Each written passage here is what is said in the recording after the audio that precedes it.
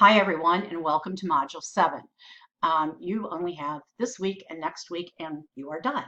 So I did change the discussion question this morning. If you already have answered the other one, go ahead and put it in. That's okay. So basically, your objectives are here, and here is the overview. I inherited this course from another teacher, and I have changed this module a bit to more reflect what is going on this time. Basically, this module talks about nurses' responsibility and response during disasters.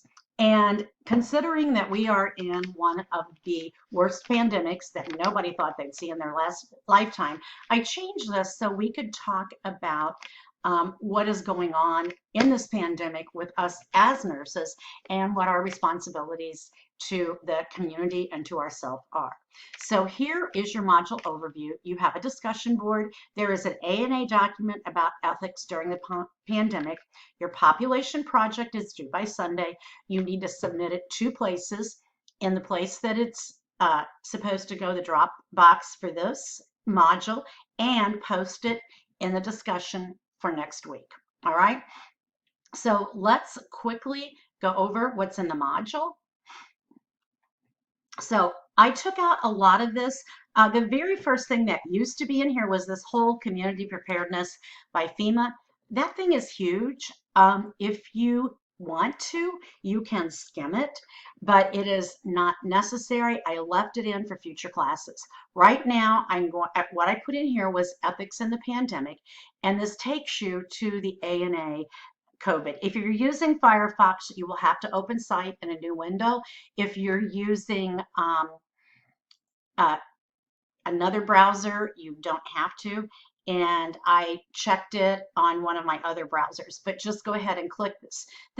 Talks about, it's the Code of Ethics for Nurses. And if you go to ANA, there's a whole lot of things there. But I thought that they came out with this whole pamphlet on our response as nurses ethically to the code of nursing and the COVID-19 and some of the stress we may be finding. So this is the document that I'd kind of like you to look at in detail. The other documents you can skim, but what I want you to discuss this week basically is this document. So we're going to go back to Module 7. And this is a great website for emergency preparedness. It's called ready.gov. And there's things here about the pandemic that may be helpful for you with your patients. But I want to go back to the discussions for this week. And again, if you worked ahead and answered the discussion that was there, just post it. I do not want to cause stress. But if you haven't, read the information from the ANA regarding ethics and COVID, and basically think about what is your role in this pandemic and what is your responsibility to the public, the population, or the community. This is not everyone, but one of these as a nurse. And how are you meeting this responsibility? And how are you engaging in self-care?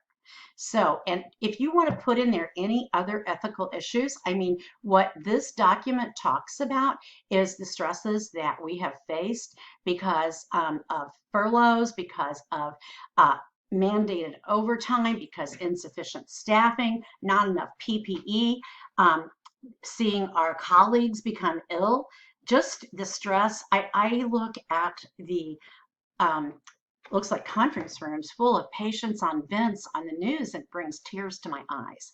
So here is what also in here is saying unsafe assignments in work environments, and basically what you can and can't do. And anyway, think about self-care. So that is your discussion for this week. Let me get back to the module, and we will talk about what the big assignment contains.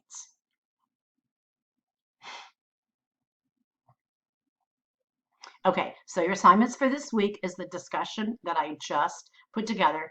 This, by the way, this whole community preparedness manual, just skim it when you have time. And here's what you're all probably worrying about is your PowerPoint that's due Sunday.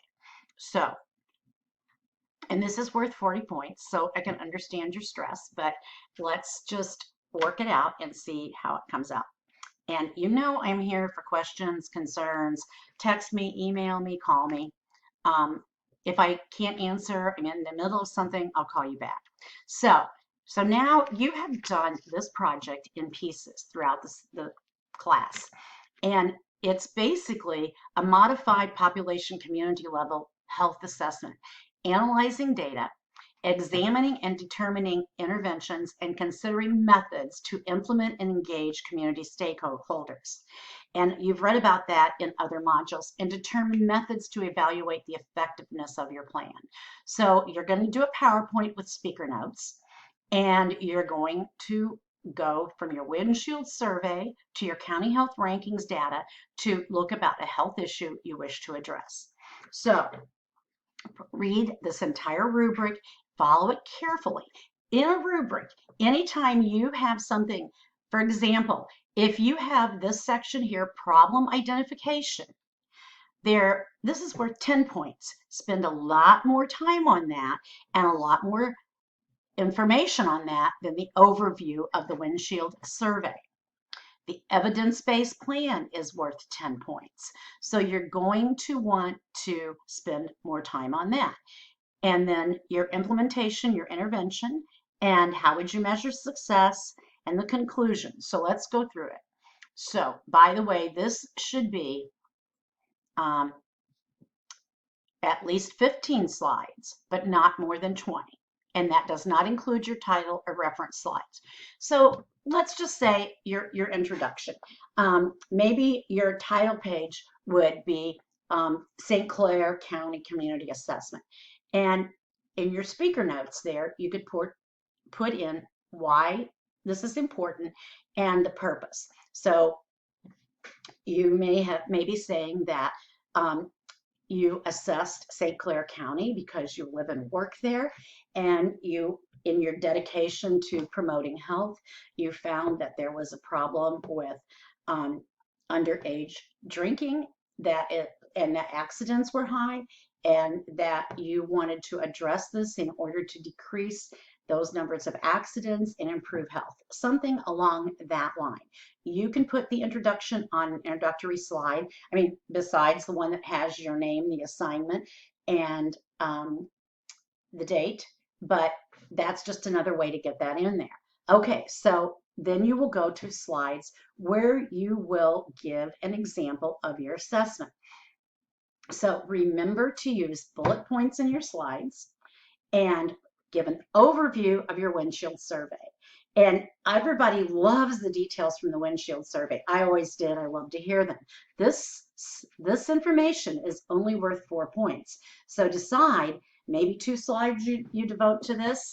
I mean, the whole assignment is worth 40.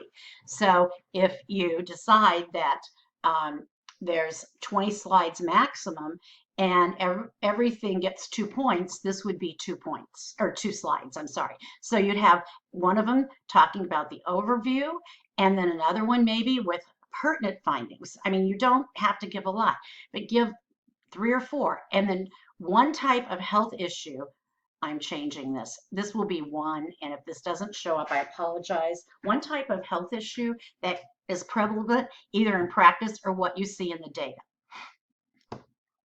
So, wait a minute, 2 types. I hate it when I do this. I'm sorry. You can identify 2 types of health issues here, but here in the problem identification, you address the one you are addressing. All right. So let's repeat that. This is 2 types of health issues, and then you're going to address and intervene on one. So problem identification, clearly identify the one you are addressing. And you've done this before. How does it correlate with healthy people?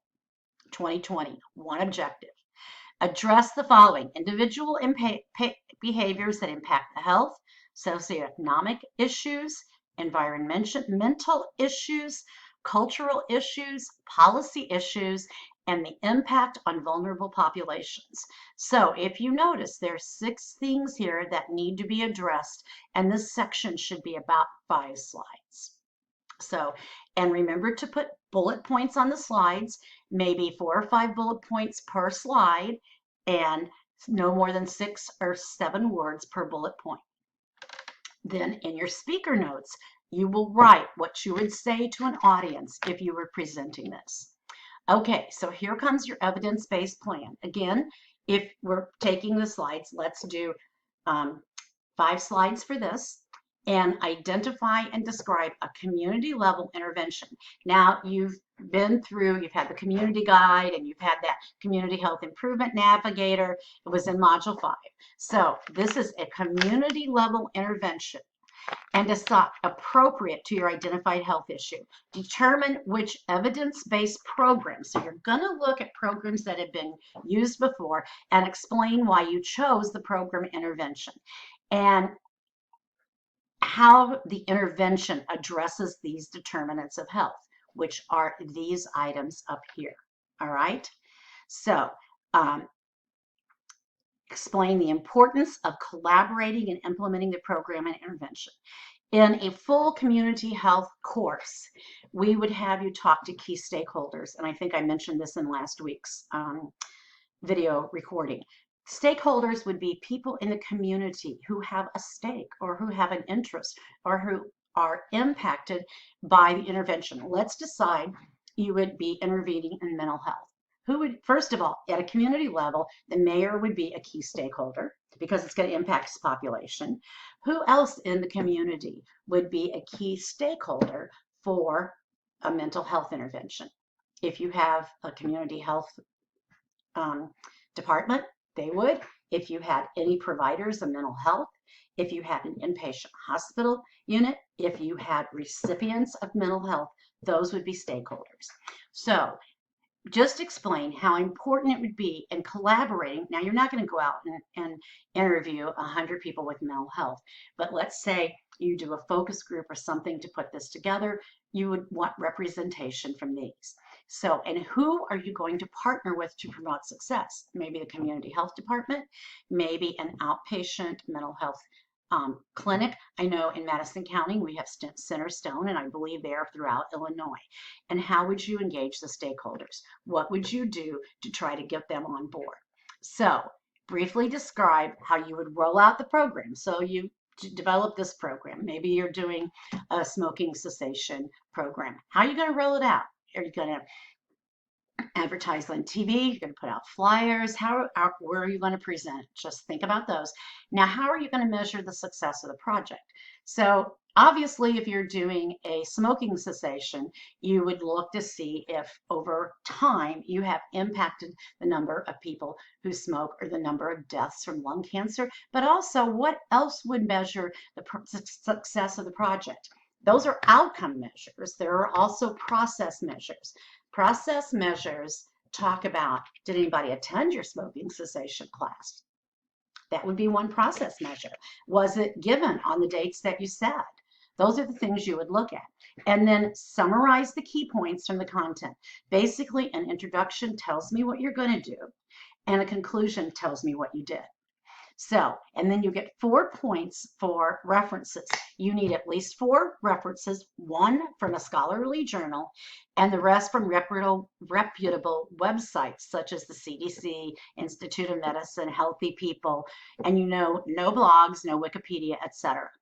And the PowerPoint is bulleted. Put in some clip art and photos to enhance readability, and it has at least 15 slides, but does not exceed more than 20. All right, you'll get deductions for late fees. I mean, you will get late submission deductions only if it's pre-approved. Otherwise, just make sure you pre-approve it. And then if you don't have speaker notes on 80% of the slides, you are going to lose 10% of this project. So you're going to lose 4 points right off the bat. So anyway, that is the project. I hope you've been working at it. If you have questions, please let me know. I believe that you have all of the information that you need in this course through different modules to put this together. But if you have a burning question, I am here to help you succeed. Thank you.